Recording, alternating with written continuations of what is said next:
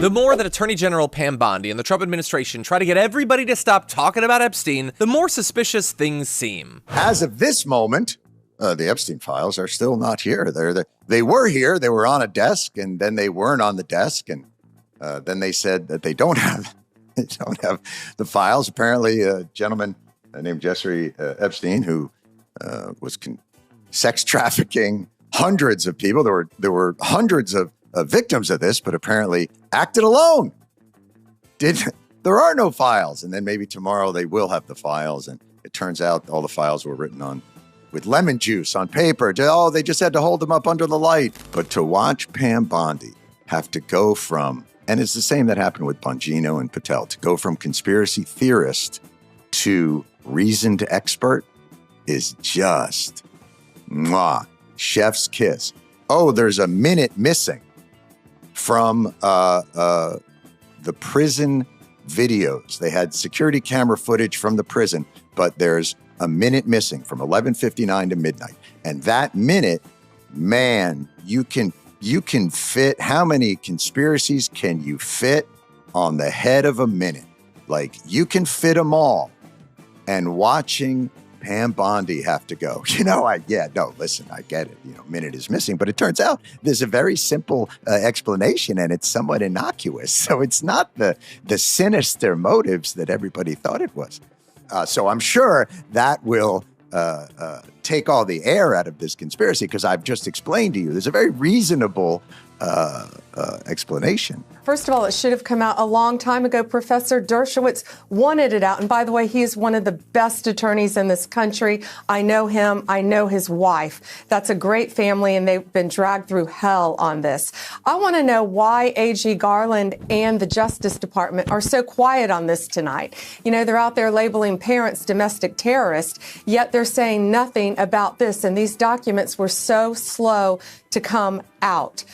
Human trafficking is a multi-billion-dollar business in this country, and Jeffrey Epstein is dead, and Ghislaine Maxwell is in prison for 20 years where she belongs.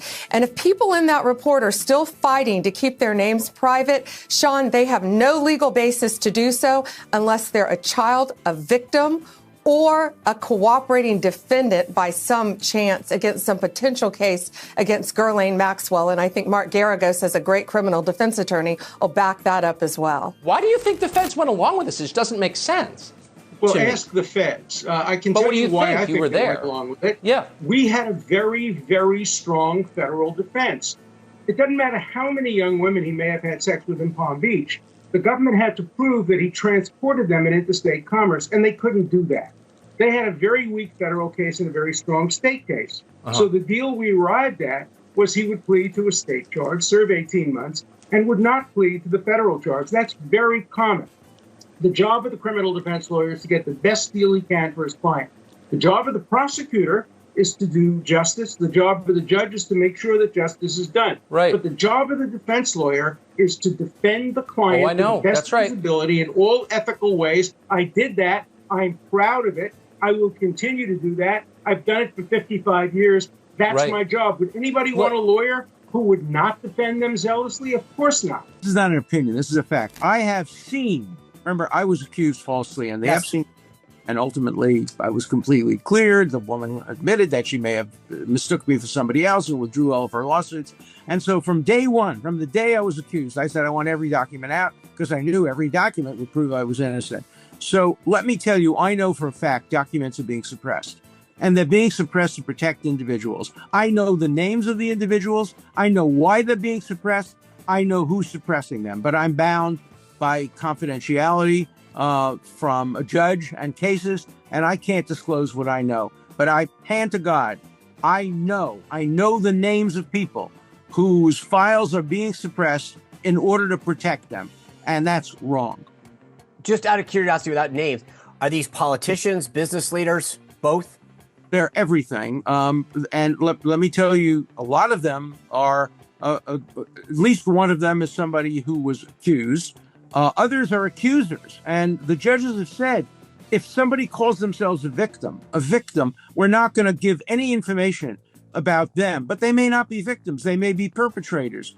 So we don't have information about false accusers. And we know there have been many false accusers who have accused innocent people for money. And those records are being deliberately, willfully suppressed. At the very least, the Judiciary Committee should be demanding that the Epstein files be made public. That is a bipartisan agenda. At least I thought it was. And if something has changed, please let me know. But I thought that we were all for that together, and we should move on that today. Thank you, and I yield back. Mr. Ranking Member, I thank you for your testimony and fundamentally disagree with you on everything. Without objection, all other opening statements will be included in the record. And we're now going to introduce today's... And please elaborate if you would, Mr. Chairman. I'm happy to hear it. I don't want to hold up the whole hearing, so it would take a considerable amount of time. But on the question of child sex abuse, look, you could say that we've got an epidemic of this across society. We've got it in schools. We've got it in universities. We saw it at Ohio State. We saw it at Michigan State. We saw it in the Boy Scouts. It's affected a lot of different religious organizations and churches. And so by covering it up, they are just reproducing and spreading the conspiracy theory and the anxiety about why this is happening. But you don't have to blame some shadowy deep state. Donald Trump and Pam Bondi are the ones who've got the power to release the Epstein files. So they're the closest thing we've got to the deep state right now, and they should go ahead and release all of the Epstein files and put an end to this. Look, they've been promoting some wild conspiracy theories about what's on there. We don't know what's true and what's not true. And if there's nothing to implicate Donald Trump, then release the files. What's the problem with releasing them? That's what they've been demanding. By constantly teasing the release of the Epstein files in the run-up to the presidential election, Trump set an expectation that there would be action. And look, we know that all along the way, he's been super cagey when discussing Epstein and Maxwell specifically. It was really suspicious, but his base was constantly fed the line, "We must release the files," so they didn't focus on him and his potential guilt. But now, as the cover-up gets weirder and more aggressive and more just strange, his role becomes more central. And on the topic of distractions, the Republican Party has accused a lot of people, mainly trans people, of being groomers. But now, in their need to protect the actual groomers, who you're not allowed to know the identity of, the house of cards is falling apart.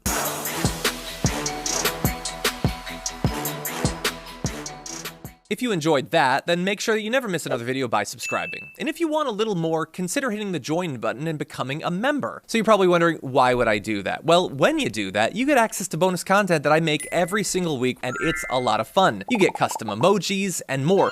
If you join at tier 3, by the way, you even get access to a monthly member hangout with myself. And you'll get all that going forward, but you'll also unlock years of the back catalog that is literally 100 or more bonus clips and top 10 lists and debates and more. So what are you waiting for?